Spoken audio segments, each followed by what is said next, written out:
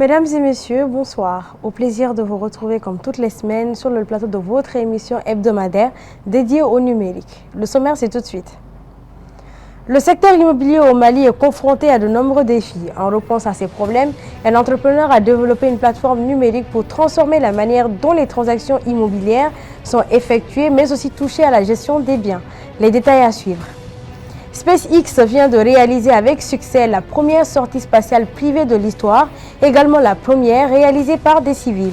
Une opération risquée, jusqu'ici réservée aux astronautes professionnels. La mission nommée Polaris Dawn est au menu de Mali Nord ce soir.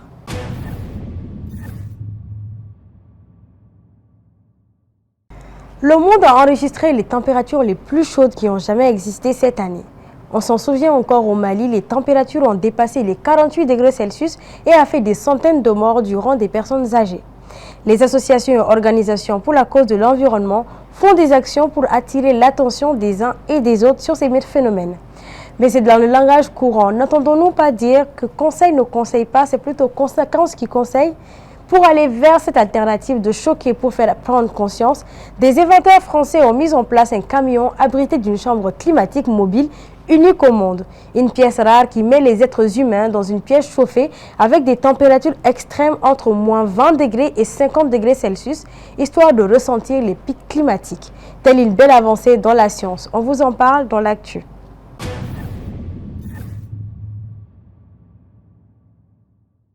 Selon plusieurs organismes internationaux en charge de la météorologie, l'été 2024 est le plus chaud jamais enregistré dans le monde. En Afrique, la majorité des pays ont battu des records de température historiques entre mars et juin. En Afrique de l'Ouest, et principalement dans le Sahel, les températures ont atteint 48,5 degrés, voire 50 degrés dans les zones du nord. La chaleur a été particulièrement ressentie dans les régions méridionales du Mali et du Burkina Faso. À Bamako, l'hôpital Gabriel Touré a enregistré 102 décès au cours des premiers jours d'avril, principalement des personnes âgées de plus de 60 ans.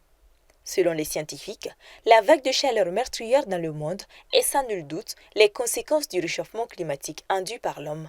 Pour inciter la population et les décideurs à prendre conscience des impacts du changement climatique, en France, des inventeurs présentent et ont testé un camion. Le camion nommé ClimateSense abrite une chambre climatique mobile unique au monde qui permet d'aller, pendant 30 minutes, tester la réalité d'un quotidien où il ferait 50 degrés. Oui, alors c'est une chambre climatique mobile. Ça veut dire qu'on est capable de mettre les gens dans une situation du climat dans plusieurs années, environ 2050-2060, lorsqu'il pourrait y avoir des pics climatiques à 50 degrés Celsius à l'ombre. Et donc on fait vivre cette situation aux personnes qui rentrent dans la chambre climatique pour qu'elles prennent conscience de ce que ça représente de vivre à cette température. Le projet, né depuis 2021, est une première mondiale. Sur le camion, l'on peut lire « Oserez-vous tester la vie à 50 degrés Celsius ?» Les plus curieux qui vont tester l'expérience, marcher sur un tapis, lisent ou prennent même du thé en découvrant la température extrême de 50 degrés Celsius. Quelques chambres climatiques permettant de faire varier la température entre moins 20 degrés Celsius et 50 degrés Celsius, ainsi que le taux d'humidité. Là, c'est vraiment quelque chose qui est mis en œuvre, donc on ressent, on a les effets, etc. Mais le changement climatique, je fais mes études dans le milieu agricole, donc on en parle déjà énormément. Donc c'est pas ça qui m'a fait réaliser déjà que c'était important. Mais c'est vrai que c'est quelque chose qui est bien pour avoir les ressentis de ce que ça pourrait donner. L'installation met les gens dans une situation du climat dans plusieurs années environ. En 2050-2060, lorsqu'il pourrait y avoir des pics climatiques à 50 degrés Celsius. Son but, faire simuler aux visiteurs la vue sous une chaleur étouffante durant 30 minutes. Cela commence par 10 minutes de sport, marche sur tapis ou course, puis un espace détente pour des exercices d'agilité et enfin une session de travail cognitif pour prendre conscience que l'on a plus de difficultés à prendre des décisions complexes. Alors clairement, ce qu'on a découvert avec mon institut, c'est nos travaux, c'est qu'on ne peut pas vraiment prendre des actions de changement si on n'a pas ressenti émotionnellement quelque chose. Donc malheureusement, l'information ne suffit pas pour qu'une personne change sa vie, son comportement, parce qu'il y a une considération de difficulté. Grâce à cette simulation, on va vivre dans sa chair cette problématique. Ça peut inciter les personnes à comprendre que oui, ça c'est invivable. Là j'ai passé 30 minutes, mais une journée, 2 jours, je ne peux pas. Donc qu'est-ce que je peux faire aujourd'hui pour essayer que ça n'arrive pas ? Après les 15 degrés Celsius extérieurs, la température corporelle monte rapidement avec les 50 degrés Celsius ambiants et l'exercice physique demandé n'aide pas. Si certains commencent en courant, ils terminent rapidement en marche douce, ce qui est d'ailleurs conseillé. Selon l'Institut, avec la chaleur, les vaisseaux sanguins rétrécissent, ce qui peut donner des sensations de picotement ou d'électricité. Au bout d'une vingtaine de minutes, c'est plus compliqué de lire et le cerveau est super lourd. Moi je travaille dehors, tout ça, donc si on doit travailler dans des températures pareilles tous les jours, 365 jours par an, non, ça sera jamais intenable. Donc je me doute bien que notre qualité de vie va changer, notre manière de travailler aussi. On va peut-être faire travailler la nuit et puis dormir le jour. Hein. On va peut-être changer notre mode de vie. Hein. Donc, mais là, c'est sûr que d'avoir testé ça, c'était très sympa. J'ai vraiment beaucoup aimé.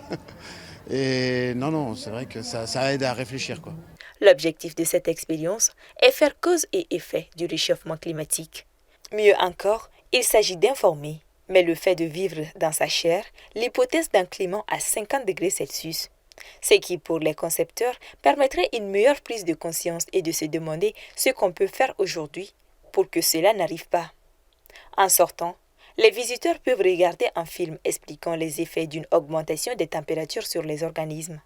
Une cinquantaine de solutions possibles, individuelles ou collectives, sont également proposées avec l'espoir que chacun choisisse une ou deux solutions et les mettre en place concrètement. La Chambre climatique mobile sera ouverte au public du 30 septembre au 4 octobre au Salon Batimat à Paris. Et l'objectif sera aussi d'y faire entrer les décideurs, responsables politiques ou chefs d'entreprise.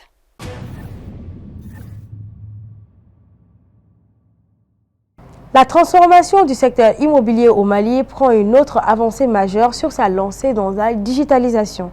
Pour la start-up Innov d'aujourd'hui, l'équipe de Malinov a eu un entretien avec le créateur d'une plateforme digitale qui a pour objectif d'assurer la transparence et l'intégrité des transactions dans la gestion des biens. Sosala de son nom pourrait en étonner plus d'un. On en parle.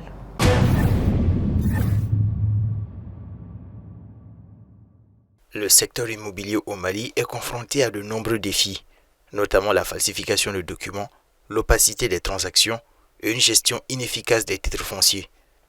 En réponse à ces problèmes, un entrepreneur malien visionnaire avec son équipe a développé une plateforme numérique pour transformer la manière dont les transactions immobilières sont effectuées, mais aussi toucher à la gestion des biens. Intégrant les notaires et offrant une garantie contre la falsification des documents, cette solution promet de changer la donne dans un secteur en pleine mutation. Nous avons rencontré le créateur de cette plateforme pour en savoir plus sur sa vision, les défis qu'il a dû surmonter et l'impact de son innovation sur le secteur immobilier malien. L'un des premiers défis, c'était le défi de la fiabilité. Donc, il y a pas mal de biens aujourd'hui à Bamako qui existent, mais la question de la fiabilité reste une question centrale entre les différents acteurs de l'écosystème, que ce soit les bailleurs, les locataires ou même souvent les agences. Donc il y a vraiment ce premier aspect qui était à prendre en compte. L'autre aspect, et qui est d'ailleurs un défi majeur, c'était justement la question de la sécurité dans les transactions. C'est que nous avons voulu apporter un socle de dématérialisation qui permette finalement de gérer le flux de paiement entre le locataire et le propriétaire du bien, de sorte à ce que la traçabilité dans ce flux-là puisse être vraiment intégrée. Et à cela, nous avons ajouté un certain nombre d'outils qui permettent cette efficacité dans la gestion pour apporter justement beaucoup de souffle aux propriétaires de biens, quelle que soit leur position géographique, quelle que soit l'activité qu'ils font. Ils ont la possibilité donc à travers notre plateforme de gérer l'ensemble de leurs biens immobiliers sans complexité et sans complication. Depuis plusieurs années, le secteur immobilier malien souffre d'une mauvaise gestion des titres fonciers, entraînant des litiges et une méfiance croissante des investisseurs et des particuliers, rendant l'acquisition des biens immobiliers plus risquée. De plus, même ceux ayant déjà leur terre sont confrontés à la mauvaise foi des proches afin d'avoir un peu de profit. Sosara vient aujourd'hui apporter une solution en garantissant la transparence et la sécurité des transactions. Selon son créateur, l'idée de développer cette plateforme est née d'une prise de conscience des problèmes structurels qui gangrènent le secteur immobilier au Mali. Nous faisons vraiment un contrôle à l'entrée pour nous assurer que les personnes qui viennent sur la plateforme sont des personnes réelles et qu'ils aient vraiment habilité à faire ce pourquoi ils viennent sur la plateforme. Donc ça, on s'en rassure dès le début. Maintenant, à partir de cet instant et dès l'instant où ils sont sur la plateforme, l'ensemble des documents qui vont entrer en compte par rapport à tout ce qui va être processus immobilier, je parle ici bien sûr de contrats, c'est des documents qui vont être générés dans l'application et pour lesquels nous allons permettre de la signature électronique. Et donc, ça va être des éléments qui vont forcément passer par un processus clairement défini dans les process de l'application et donc, naturellement qui concorde avec les process d'usage au Mali, suivant la réglementation naturellement. Et donc, ce contrat-là, une fois que les deux parties donnent leur accord, il est naturellement archivé dans la plateforme. Et donc, on a toujours accès à ça avec des notions d'horodatage. Et donc, on peut facilement savoir quand est-ce qu'un contrat a été signé par qui et pour quel motif. La plateforme a été conçue en tenant compte des spécificités du secteur immobilier au Mali. M. Diaby, directeur général du projet, explique que l'une des premières étapes a été de comprendre les besoins des différents acteurs, notamment les notaires, qui jouent un rôle clé dans la validation des transactions immobilières. Nous avons compris à un certain moment qu'il fallait logiquement intégrer l'ensemble des acteurs de la chaîne de valeur de l'immobilier. Et on ne se rend pas compte de prime abord, mais les personnes qui sont vraiment garants à un moment donné de tout ça, c'est bien les notaires, parce que c'est eux qui apportent la preuve. Et donc nous, ce que nous faisons avec la plateforme, c'est que nous établissons la preuve. C'est-à-dire, lorsque une personne manifeste un intérêt pour un bien, dès cet instant, nous commençons à collecter les éléments de preuve. Donc que ce soit l'acte de candidature, ou que ce soit le contrat qui va être justement généré à la suite de tout ça, les éléments de facturation et tous les petits détails par rapport aux réclamations, aux réparations en lien avec un bien spécifique. Donc nous établissons toute cette paperasse-là de sorte à ce que lorsqu'il y a litige, ou en tout cas lorsqu'on veut établir les éléments de preuve pour une quelconque raison, nous puissions les avoir de façon factuelle. Et donc, c'est un processus qui est en amont et en aval. Et nous, on aimerait justement permettre à ces notaires-là de venir se greffer à notre application pour avoir justement l'ensemble de ces éléments-là à leur disposition quand le besoin se fait sentir. La digitalisation des processus notariels est une étape importante pour le Mali, où la gestion des biens immobiliers est souvent perçue comme bureaucratique et peu transparente. En intégrant les notaires dans ce système, la plateforme garantit que les transactions sont effectuées conformément à la législation malienne, tout en minimisant les risques de falsification de documents. Ce système de protection contre la falsification est essentiel pour regagner la confiance des investisseurs et des acheteurs, tant au niveau national qu'international. Si Soussara apporte une solution innovante, le chemin vers l'adoption généralisée n'est pas sans défi. La transition vers le numérique reste un sujet sensible au Mali, où une partie de la population, notamment dans les zones rurales, est encore peu familiarisée avec les technologies digitales. On ne se rend pas encore compte, mais le digital fait partie de notre quotidien. Et peut-être sur les aspects commerciaux un peu moins, mais nous sommes déjà plus ou moins évangélisés à ça. Parce que je connais très peu de personnes qui n'ont pas un téléphone. Et je connais très peu de personnes qui n'ont pas un smartphone. Et donc nous, ce qu'on a fait, c'est justement penser à ces personnes-là. Vu que vous avez déjà un smartphone, nous venons avec une application en deux approches. Donc la version web et la version mobile. La version mobile, elle va donc être votre compagnon de tous les jours. Et donc cette application-là va venir vous suivre systématiquement. Et donc comment tenir compte du niveau global de la population quant à justement leur appétence au digital. Ce que nous avons pensé, c'est de faire simple. Faire simple était le maître mot lorsque nous avons mis en place cette plateforme, de sorte à ce que quelqu'un qui, à la limite, sache juste lire et écrire, puisse l'utiliser et faire l'ensemble des processus que j'ai décrits tantôt. Par contre, nous ne sommes pas une agence immobilière et nous ne faisons pas ce que les agences immobilières font. Nous travaillons avec eux pour permettre justement de faciliter les process que eux ils vont avoir à réaliser. Le défi est donc double. D'une part, convaincre les professionnels du secteur de l'efficacité et de la sécurité de la plateforme, et d'autre part, amener les utilisateurs finaux, qu'il s'agisse d'acheteurs, de vendeurs ou d'investisseurs, à adopter ce nouvel outil. Avec Sosara, le Mali se positionne comme un pays en voie de modernisation dans la gestion des biens immobiliers. Si elle parvient à surmonter les obstacles liés à l'adoption numérique, cette innovation pourrait bien servir de modèle pour d'autres pays africains confrontés aux mêmes défis.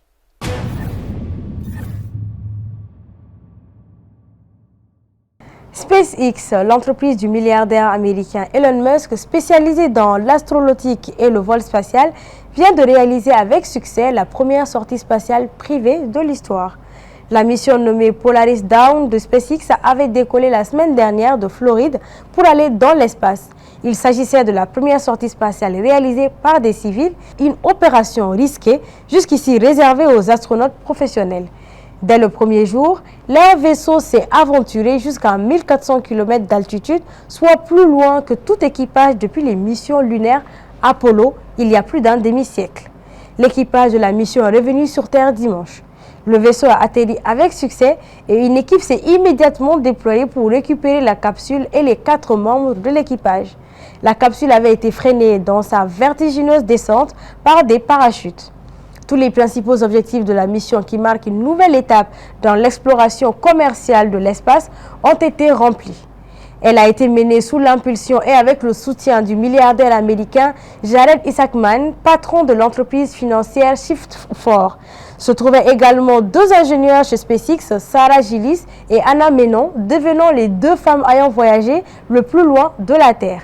L'équipage s'était entraîné plus de 2 ans pour réaliser cette mission. Il a également testé une communication laser entre le vaisseau et des satellites Starlink de SpaceX qui fournissent Internet depuis l'espace. Ils avaient également réalisé une trentaine d'expériences scientifiques destinées à étudier l'impact d'un voyage spatial sur le corps humain. Polaris Dawn inaugure le programme Polaris qui avait été annoncé il y a 2 ans et demi. Ce programme doit comporter 3 missions au total. Après une deuxième similaire à celle qui s'achève, la troisième doit, elle, être le premier avec équipage de la méga fusée Starship de SpaceX actuellement en développement et destinée à des voyages vers la Lune et Mars.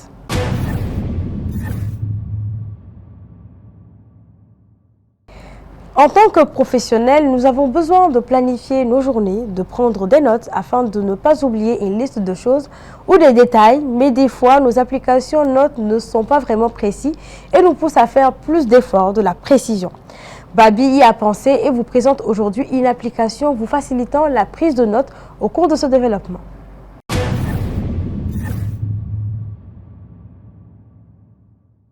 Si vous utilisez l'application Rappel comme gestionnaire de tâches et ou liste de courses, voici une application incontournable qui va vous faire gagner beaucoup de temps. Elle vous permet d'écrire plus rapidement des rappels à la main sans passer par Siri. Dans mes séries de tests, j'ai découvert cette application gratuite appelée Remind Me Faster et celle-ci est connectée à l'application Rappel. Elle permet très facilement et surtout très rapidement d'ajouter de nouvelles rappels à vos différentes listes. Vous n'avez pas, comme dans l'application Rappel, à entrer dans les détails pour ajouter différents éléments à une tâche. Dès que vous lancez l'application, vous pouvez commencer à écrire un rappel et sélectionner rapidement où cette tâche doit être rangée. Mais aussi, ajouter une date, une heure ou un lieu. Et il est possible de définir rapidement un niveau de priorité pour une tâche en appuyant sur l'icône en forme de point en bas à droite. Vous n'êtes pas obligé, mais je vous conseille d'activer le support de langage naturel via l'achat intégré dans l'application. Comme ça, celle-ci va automatiquement détecter et renseigner le jour à la date quand vous l'écrivez naturellement à la suite du rappel. Par exemple, faire réparer mon vélo samedi à 15h est donc un gain de temps. Une application gratuite on ne peut plus simple à utiliser qui va vous faciliter et surtout accélérer la création de vos nouvelles tâches. J'espère vous avoir facilité vos prises de notes. Prenez soin de vous. Et à bientôt.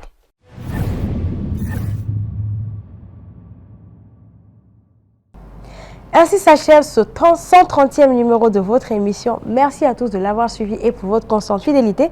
Grand merci à toute l'équipe de production et de réalisation. On se dit à la semaine prochaine pour un nouveau numéro de votre émission.